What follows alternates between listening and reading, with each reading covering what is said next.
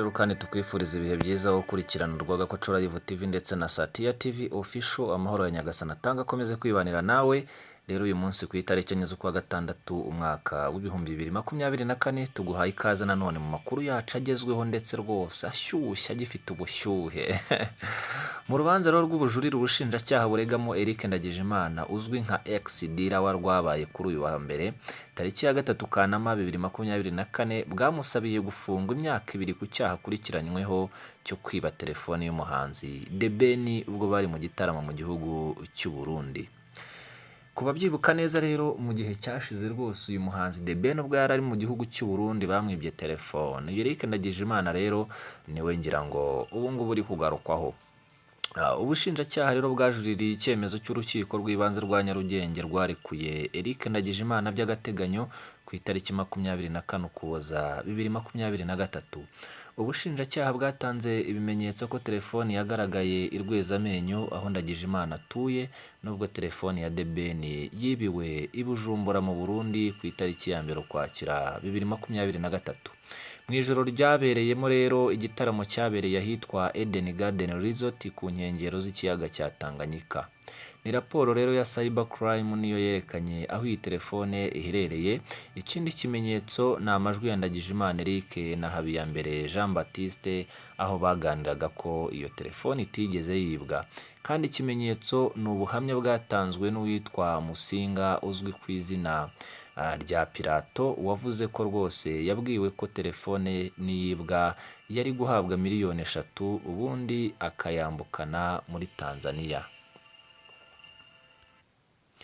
Ubushinjacyaha bwasabiye Eric Ndagijimana igihano cyo gufungwa imyaka 2 kubera ibimenyetso bimuhamya icyaha nk'uko rwose iyi nkuru dukesha Keti Radio ibivuga. Umunyamategeko wunganira Eric Ndagijimana yavuze ko icyo cyaha nta cyabayeho kuko nta mashusho yagaragaje ko Eric Ndagijimana yigeze yicara hafi ya The Ben. Maître Bangamwabo rero Octave yavuze ko ibivugwa n'ubushinjacyaha ku gihembo cyari gutangwa na Eric Ndagijimana ku wari kujya guhisha telefone ari kinini ugereranyije n'ikiguzi cyayo, akagaragaza ko nta kuri kurimo. Ati The Ben afite umucungira umutekano ku buryo bigoye ko hagira uwiba telefone ntamubone kandi ariko kazi ke.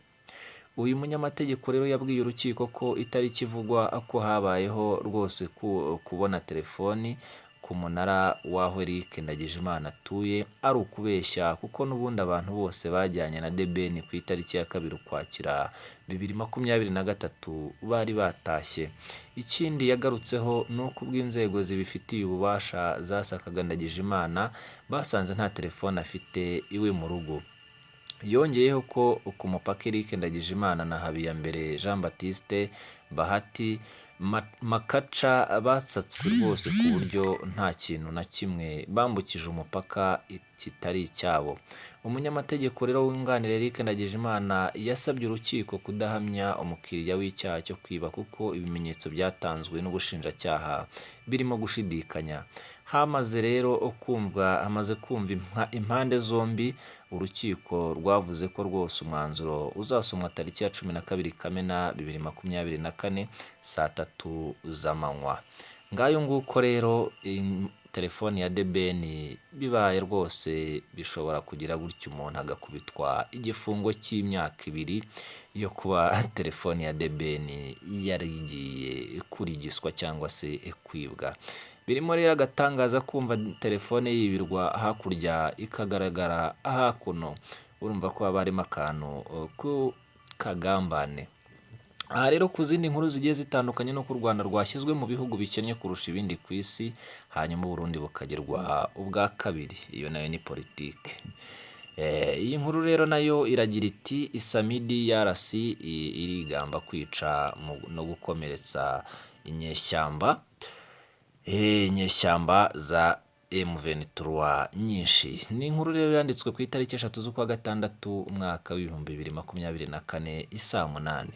Ubutumwa bwa Sadeke bwo kugarura amahoro muri Repubulika Iharanira Demokarasi ya Kongo Samidi yarasi bwigambye kwicira inyeshyamba 65 za M23 mu bitero ingabo zabwo ziheruka kugaba ku birindiro by'uriya mutwe. Ni ibitero ngo byagabwe rero ku birindiro bya M23 biherereye mu misozi ikikije umujyi wa Sake ku wa kane no ku wa gatanu w'icyumweru gishize. Umuvugizi wa SAMIDRC Suryetona Regan Mbuyi Karonji yatangaje usibye inyeshyamba zishwe hari n'izindi zibarirwa muri 75 zakomerekejwe.